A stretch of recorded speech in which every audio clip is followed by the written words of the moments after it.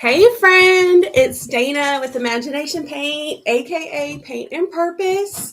Um, Go on and grab whatever you're sipping on and pull up a chair. We're going to create this morning and just talk a little bit about what Jesus has on our hearts this week. Yeah, I'm excited.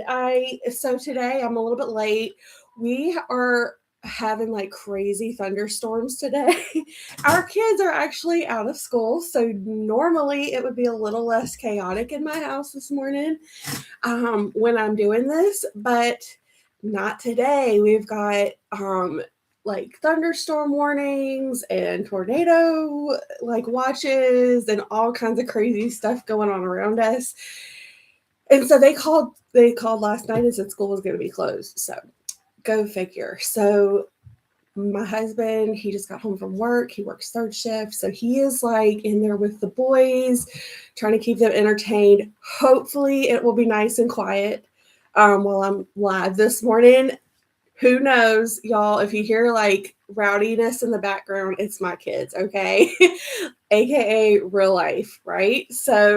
But yeah, I'm excited to be here. And I want to talk to y'all a little bit about um, just I think something I keep hearing a lot of every time that I talk to creative women, especially like if they feel like they're being called to something new or into maybe so like for example, I've really stepped into my creative ministry for this year.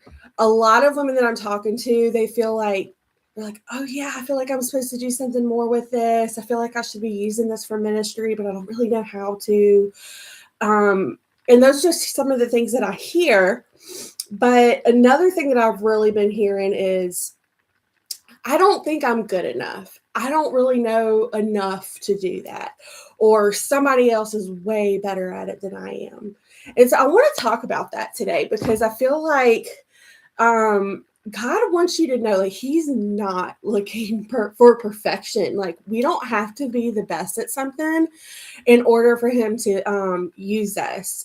And so let's talk a little bit about that this morning. And if you hop on and you are on here this morning, go on and say hey in the comments. I'd love to say hey back to you.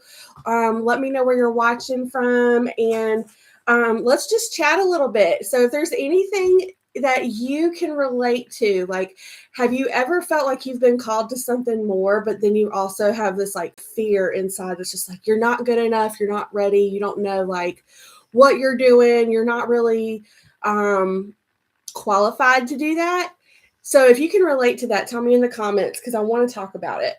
And I'm gonna get a couple of paint colors out because I'm gonna finish working on my door hanger that I was working on last week. I never finished it, so I feel like this would be the perfect opportunity for me to work on that this morning while we're chatting. And so if you have something that you want to work on, go on and pull that out too. It can be anything. It can be painting, it can be watercolors, it can be Bible journaling, just something fun and creative. Because I know a lot of times, like if you're busy like I am, you might have a hard time finding time out of the week to sit down and just do something fun and creative for yourself. And so this is kind of the perfect opportunity to just take like a few minutes for yourself and just do something fun. And I'm going to go on and put an apron on because knowing me, I will have paint all over my clothes.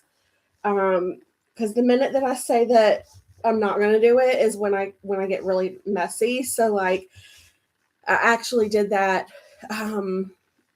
a couple of weeks ago and I ended up in like a war zone with black paint and I had it all over my hands. I got it all over my pants. And I mean, it was black paint. So it was chaotic. It was a mess. So, hey, Rita, how are you? Rita's watching from Florida. I'm so excited y'all are here. Hey, Cheryl. Yay. Okay. So I'm still playing around with my tech equipment, trying to make sure I've got like all my levels and stuff. So it's not like I'm looking crazy in different directions. And so if you see me like looking off somewhere, it's because of my tech stuff. Okay, so let's chat a little bit. Okay, so um feeling like you are not qualified. I love this topic because it's something I actually personally relate to. And it's really funny how God works, right? God, he kind of has a sense of humor. um, I think a lot of times, like we feel this urge, we feel this nudge, like to do something, right? And so we're like, okay, yeah, I'm gonna do that, Lord, but I'm gonna do it like once I do such and such. Like maybe you feel like you need to go take some type of like seminary class or art class or, something to make yourself more skilled. And I'm not going to say don't do that because I mean, there's absolutely nothing wrong with improving your skill in something. I mean, that's something that you should always try to do. You should always try to be bettering yourself and learning as much as you can. However, that doesn't give us the green light to pause. Does that make sense? Hey, Annette, how are you? Cheryl's watching from West Virginia. Oh, this is awesome. I'm so excited y'all are here. Yeah, so have y'all ever felt like that in the comments? Have you ever felt like God was calling you to something and you just felt kind of like you were putting it off and procrastinating and just kind of waiting to like feel more qualified about it before you got started? Because I can definitely relate to that. I know, especially with this new season of my business, of taking on creative ministry, like I know wholeheartedly, like this is what I'm supposed to be doing. Like I know God has called me to do this. But am I nervous about it? Absolutely. um, y'all, I haven't been to seminary school or anything like that. I'm not a theologian. I haven't read the Bible front to back. Guilty as charged. Sorry, but just being super real. Like, I don't think people realize like you don't have to have all the answers. You don't have to be 100% equipped. You don't have to know every little thing before you start. People think that like, oh, I've got to wait until like everything is perfect and all this stuff is ready, it's almost like we wait until we feel ready. But honestly, if we're being super real about it, like we aren't gonna feel ready. And that's kind of the thing. Because like God, He's not asking us to move when we feel ready. He asks us to move on faith. And so it's really kind of a test of whether we're willing to act on our faith. And so he challenges us with that. And it's not so much of, am I ready? It's more of, am I willing to move for him? Am I willing to do it scared? Am I willing to say yes, even though I don't feel like I'm qualified and know what I'm doing? Because if you do say yes, that's when he starts working. You're giving him something to work with. You're giving him something where he can show up and be like, okay, I'm going to put your action alongside my action. And even though you don't know what you're doing, I know what I'm doing. And he can then utilize your action with his plan. And that's how he makes everything come together. And so I guess that's kind of the message that I want you to hear today, because I feel like so many of us stay stuck for such a long time. And it's like, we don't even have to be stuck. Being stuck is kind of a choice. And that sounds harsh, and I'm not trying to be harsh, but it does. It's kind of a choice, y'all. Like, we have to decide, is this something that I'm going to ignore that he's put on my heart? Or is this something that I'm going to just make the best of it and do what I know to do, which is the next thing, the next step that he gives you. So I've got notes right here, and if you see me looking over here, it's because I got notes. So yeah, a lot of people try to say things like someone else is more talented? Okay, well, first of all, there's always going to be someone else who's more talented. That's okay. You don't have to be that person. God will ask that person to do whatever he wants to for that person.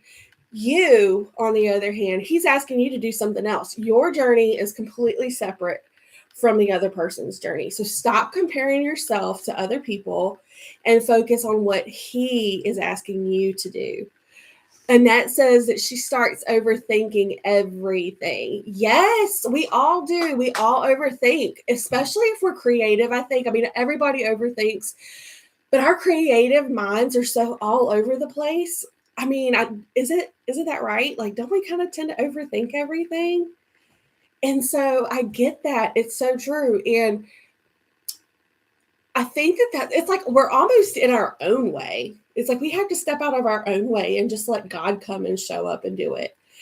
And so stop comparing yourself, stop overthinking. Like at this point, I have learned to stop thinking in a sense. And sometimes that's not good.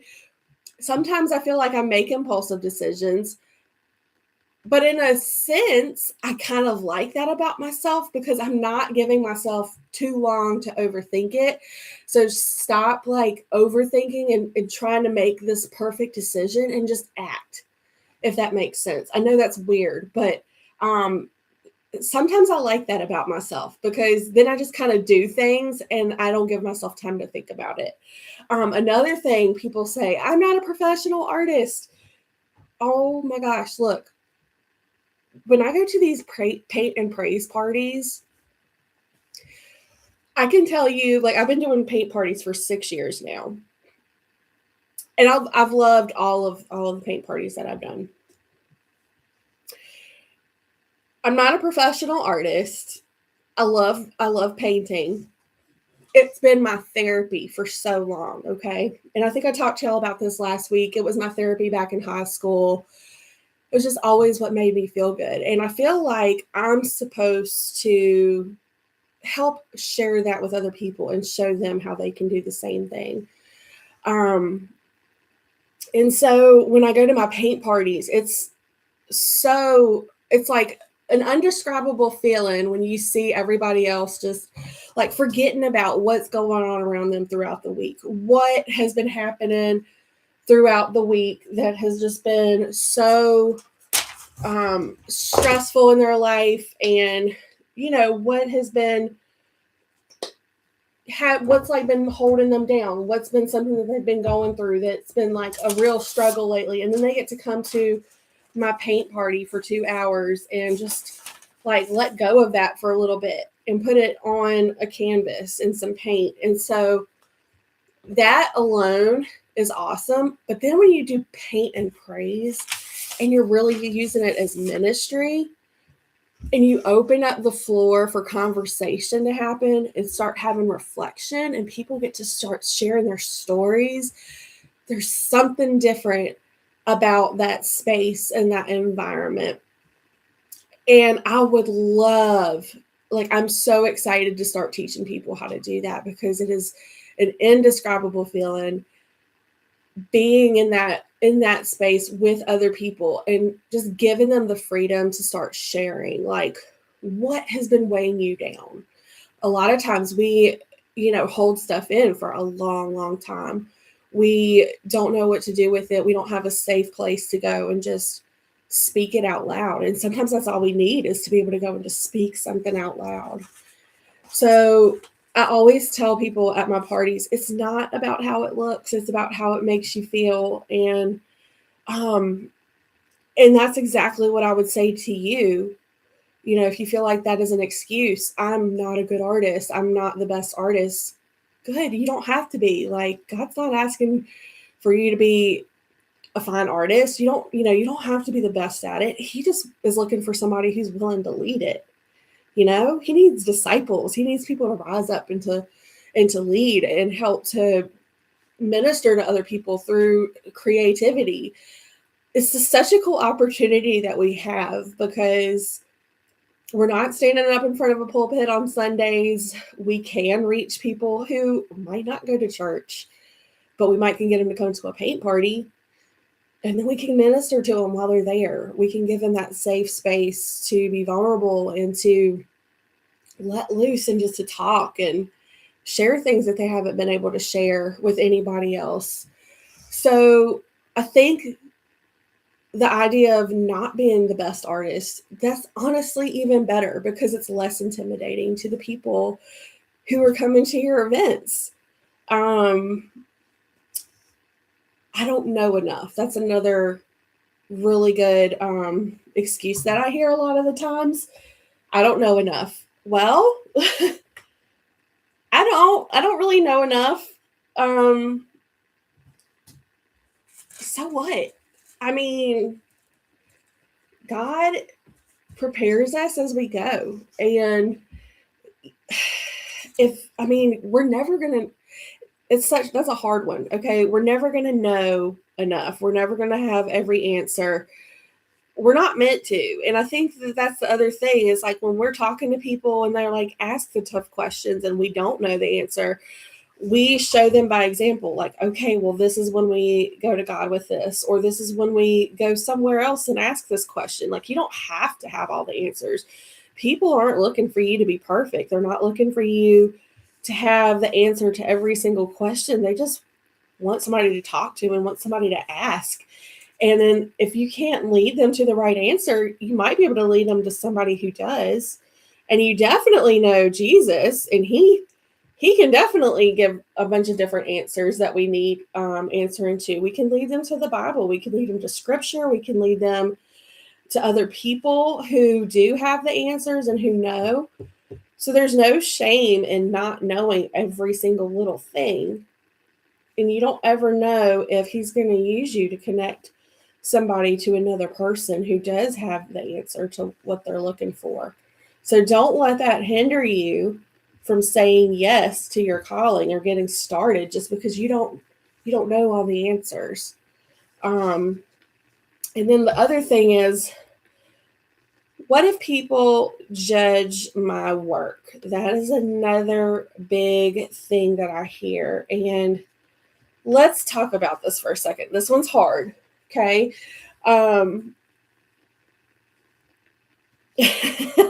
There's a couple of things that come to mind with this. If people are judging your work, are they really walking in their purpose? Because if they have time to sit there and judge you and talk about your stuff, then what are they really doing? Are they really doing what they're supposed to be doing too? Are they living in their purpose and their calling? Because if they're not, then why are we even worried about what they think? Honestly. I know words have power and words can hurt, but we've got to pay attention who's talking to us.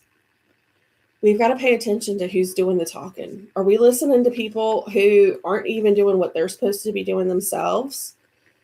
Or are we listening to people who are walking in their calling and walking in their purpose and who are following God and doing what they're supposed to be doing?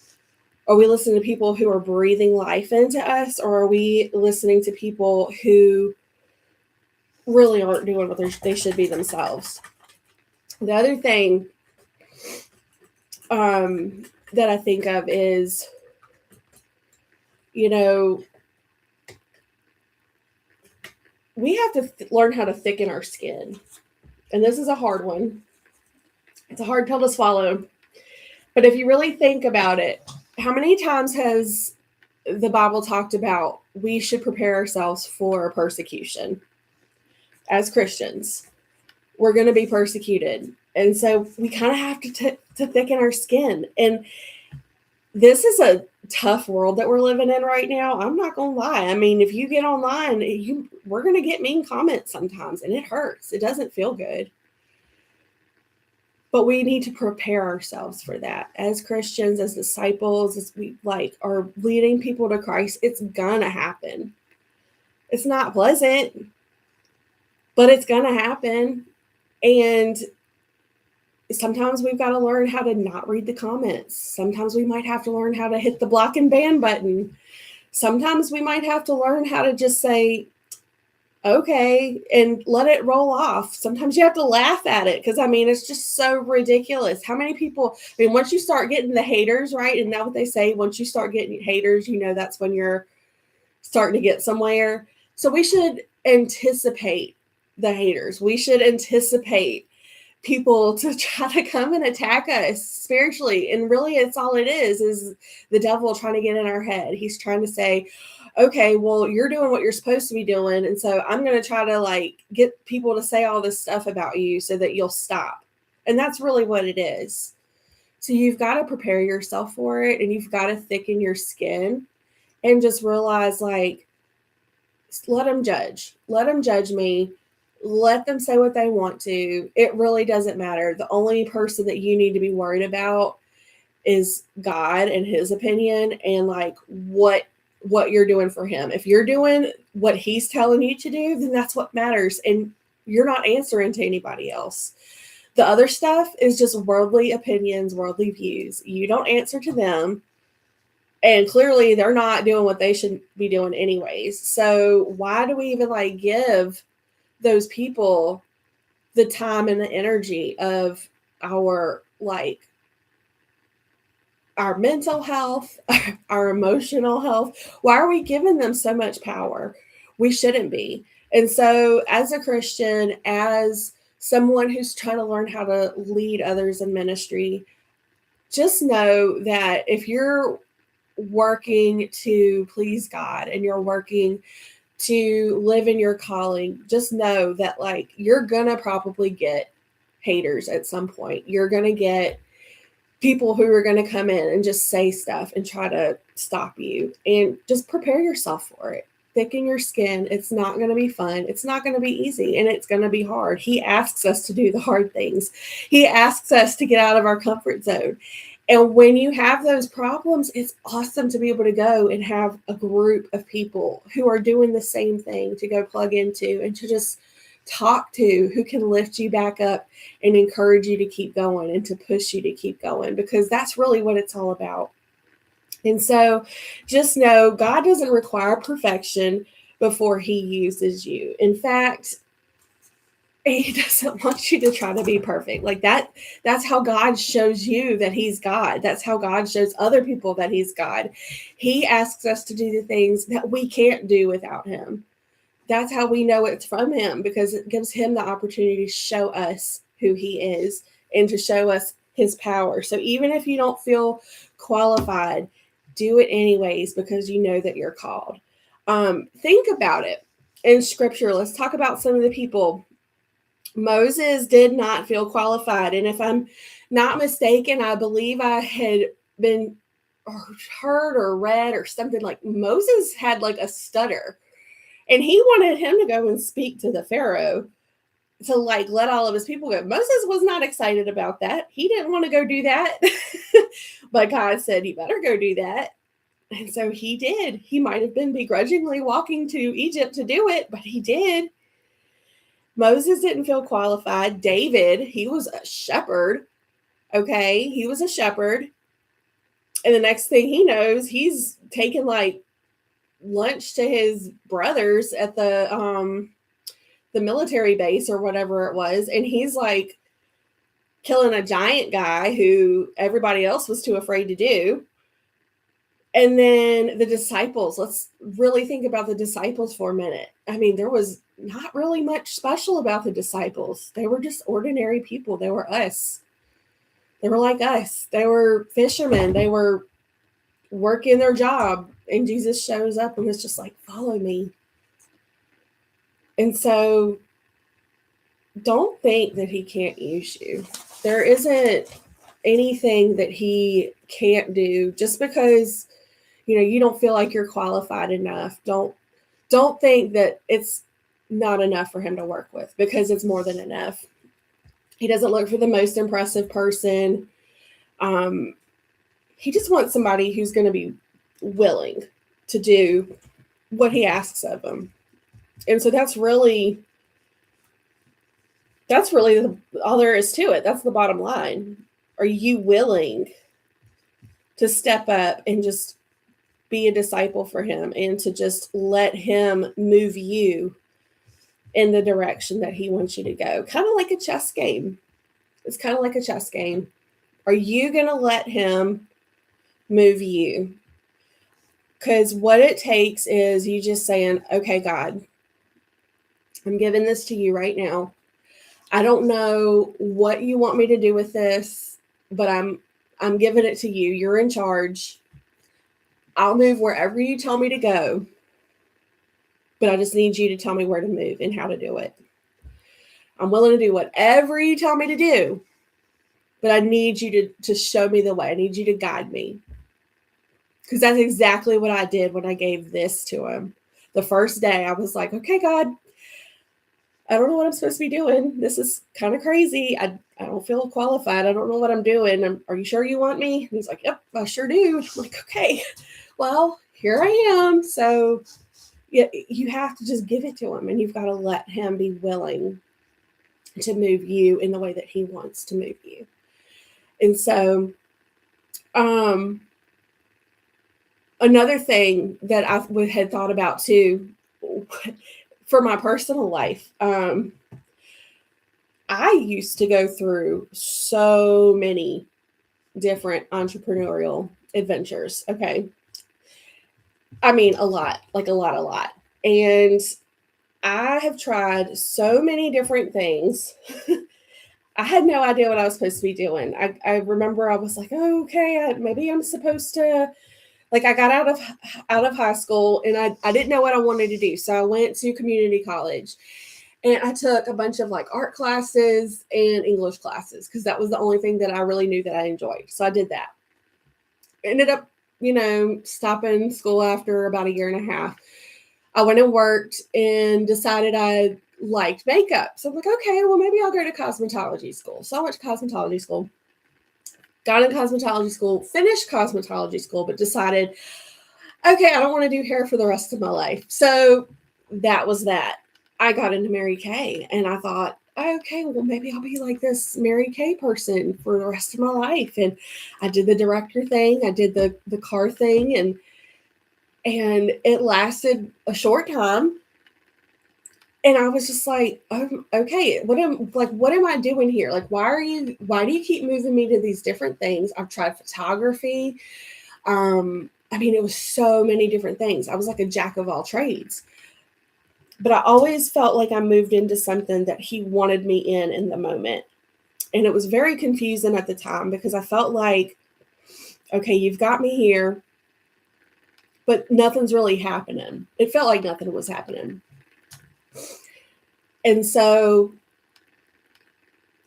looking back now, I realize, okay, God placed me in those different seasons so I could learn something.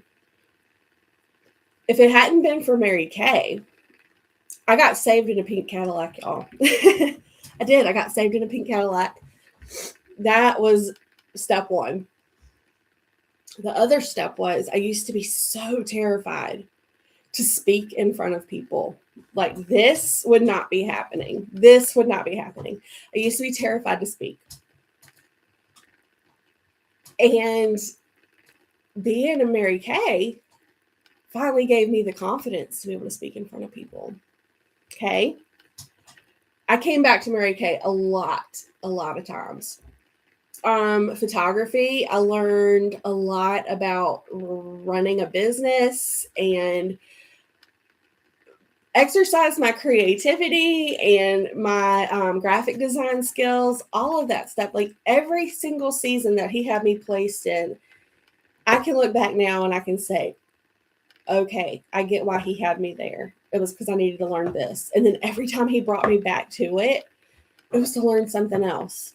It was to understand, oh, well, here's my spiritual gifts. Oh, this is how you do this. Oh, this is how you do that. It was to learn a skill. All of the struggles that I went through, my miscarriages, it propelled me into my purpose. And that's how he works. He uses those hard things, but he turns it for good. He uses the seasons where you don't really understand why he has you there and you feel confused. Sometimes I'd even feel crazy. Or other people would look at me and be like, oh, you're just flaking out on something else, because I'd always end up quitting. Like maybe something didn't, I wasn't meant to stay there forever. Sometimes you're meant to stay in something for a season, but that's okay. You don't have to have all the answers right then and there. If you look back and see how he has moved you and how he has worked through you in your life, you will start to put the pieces together and see, I understand why he had me in that season and that time. It was so I could learn this. It was so I could meet this person. It was so I could to get something from it and carry it with you into your next season. And so basically that's what this has all like been preparing me for. All of that stuff that I was so confused by, that I felt like the crazy person who was flaking out on everything and not sticking to it. It was because I wasn't supposed to stick to it. It was because I was supposed to carry something from that season into this season. And who knows, maybe this isn't the final season for me. I don't know. But this is the season I'm in now, and I know that this is where he wants me, and he's been preparing me for it. And he's been doing the same thing for you. So whatever it is that he's had you in, whatever seasons, whatever struggles that you've been through, know that it's been on purpose. And it's funny because a lot of times you're like, I don't feel qualified. He's qualified you because of your past experiences. You're qualified because of your experience. You don't have to go to seminary school. You don't have to go and get an art degree. That's not what matters. He has qualified you. He has called you. He has let you live through those experiences that you have gone through so that you are equipped to go forward and move for him and talk for him. We are his voice and we are his hands and his feet. We have an opportunity to go and reach people for him through art. How cool is that? How cool is that? We get to go and like do the fun stuff. We get to go and show people like this is what's helped me to heal. This is what's helped me to get through my hard times and my storms. And like you can use this as an outlet too. And when you're in those places and you're being vulnerable with people and you're showing them like this is what makes me feel. This is how I got through my miscarriages. This is how I got through the death of my friend. This is how I'm getting through like all of these different times of grief in my life. Is through painting and just talking to Jesus and putting on my worship music. Like you're giving them that safe environment to come to and do the exact same thing. This isn't about the art. This is about ministry and how we can connect to other people and how we can encourage them and coach them. It's not about being the best artist. It's not about trying to get them to be the best artist. I tell them every single time, like, this isn't about how this looks. This is about how this makes you feel.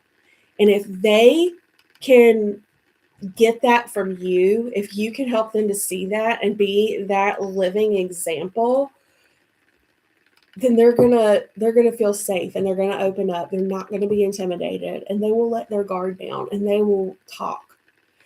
And they're gonna connect in a way that they haven't been able to with other people. And so I just want you to think about that today, because if you're staying stuck in fear, if you're staying stuck in doubt or the feeling of I'm not qualified, I'm not ready, it's not because you're not ready. It's just because it's the unknown. That's what's scary, is the unknown. But if you're willing to let go of that and give the unknown to Jesus, y'all, how many times has Jesus come through for us? We don't know anything that's going to happen. He does. He knows the whole picture. If he's in control, I'm sure we're going to go through some hard times. But at the end of the day, we know it's coming at the end. We know it's coming at the end. He uses all things for good. So, I mean, even if we're faced with challenges and storms, we still have that trust in him and know that he's going to do something good with it. And at the end of the day, it's a sacrifice. We have to be willing to go through those hard things for him, because look what he did for us. I mean, is it not worth the sacrifice? Is it not worth us sacrificing going through something easier? I mean, maybe we're like, okay, I accept the hard stuff. I don't want to, but if that's part of it and that's what comes with it, if that's what comes with the gift of your grace and what you've given us, isn't that worth moving for him? Like moving forward and taking that step and just trusting him and doing it anyways? I think so.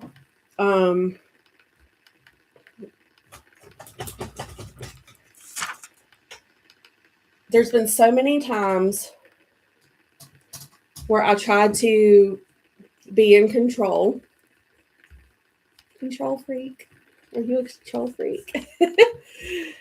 I mean, I think we all are, because we have to feel like we are like, we've got this situation, we've got it. And it's almost like we hold it tightly in our hands and we're trying to grasp it and we don't want to let go of it, because it's just this feeling of, okay, I'm in control of this, I've got this, and I have to like know exactly what's going to happen.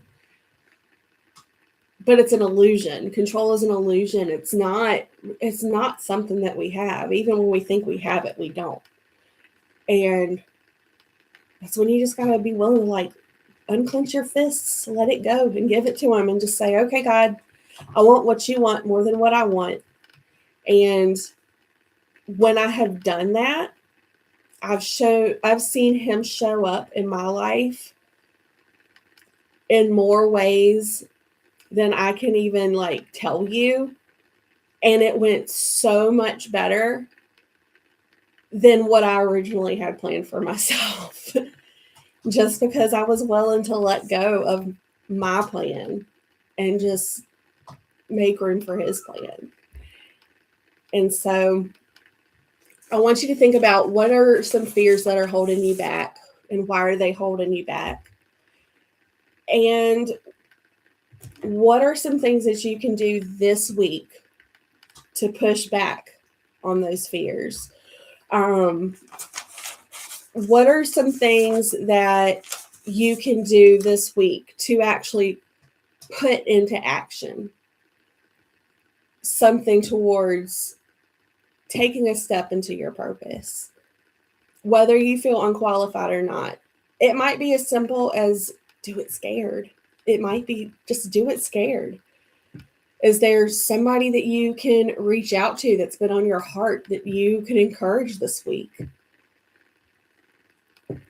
Maybe it's booking a paint and praise event that you've been procrastinating. Maybe it's, hey, let me, print out something encouraging and hand it to a complete stranger who you meet, like who just needs to be lifted up. I don't know. I want you to think about that though. What is something that you have been afraid of and that you've been scared to move because of your fear and your feeling of, I'm not qualified, I don't know how to do this? And how can you overcome that this week? What can you do to step into action for Jesus this week? And also, we're so good at encouraging other people. If someone else were to tell you all of these things and they were to say, I don't feel qualified to do something, how would you encourage them this week? How would you encourage them? How would you tell them to give it to God and to step into it scared? How would you encourage that person? Because if you can encourage somebody else, then you can encourage yourself. And that's something we've got to learn how to do.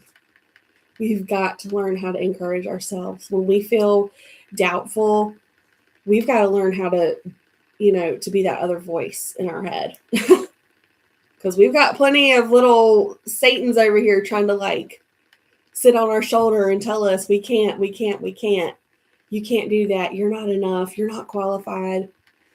We hear enough of that. You've got to learn how to strengthen yourself to where you can start encouraging yourself and telling yourself, like, I can do this. Like, you've got to be that positive voice.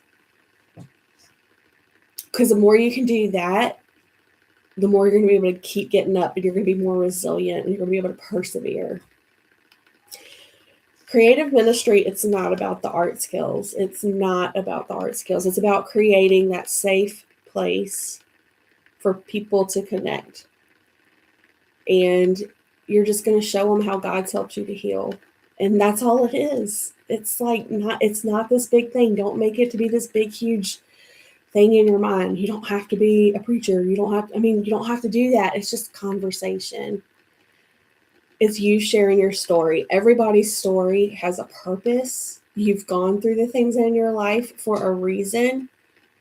God has equipped you to go and share that story and help other people and to reach other people who've gone through the same things, because they need to hear it from somebody who has lived through it and survived it and gotten through and seen God's grace in the process.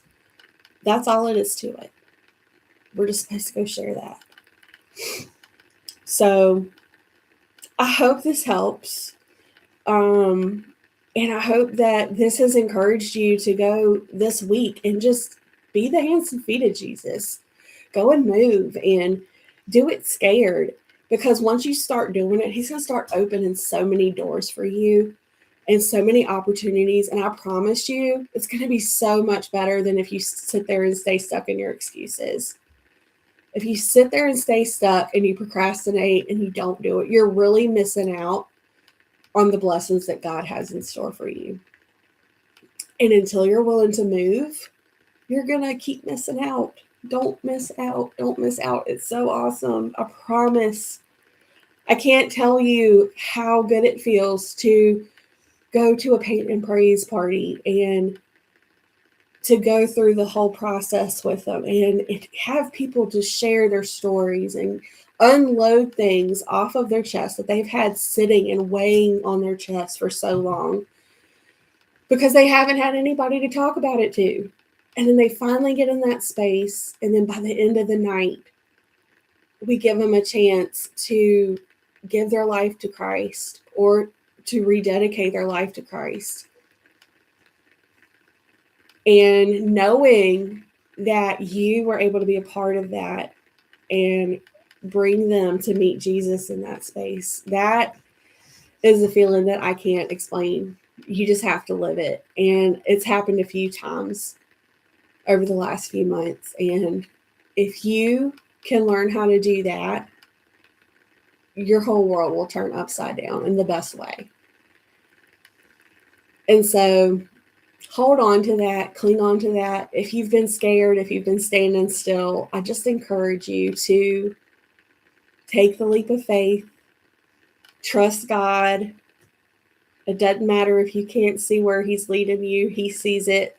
You just go with the flow and you just do what he's telling you to do in the moment. You always do the next thing that he has you to do. Do the next thing you know to do. And if that's all that you do, then you're not going to go wrong. He's going to show you every single step. Just go. Just say yes and just let him lead you. So I'm really excited. And I can't wait to keep talking with you on these. I love the coffee chats. Let's see. Annette said, I see the progression. Mary Kay to grow team and to grow as a speaker. Yes, it was so, yeah. You've always been a teacher. Oh, thank you, Annette. Thank you. I don't feel like a teacher. That's so cool that you said that. Thank you. Does anybody have questions or anything before we close out? This has really been on my heart. So I'm just excited to share it with you because I think it's so important. If you're stuck, you don't have to stay stuck. It's a choice. It really is. It's a tough thing to say out loud. And I've been there and I've done it and I've stayed stuck for a long time, longer than I'd like to admit. But don't stay stuck. Don't choose to stay stuck. We don't have to. We don't have to stay stuck. So All right, y'all. Well, if you are a Christian creative and you want to join our creative support group online, comment group, and I'll send you the link to join us. And yeah, we'll be back on Monday at 10:30 for our next creative coffee chat.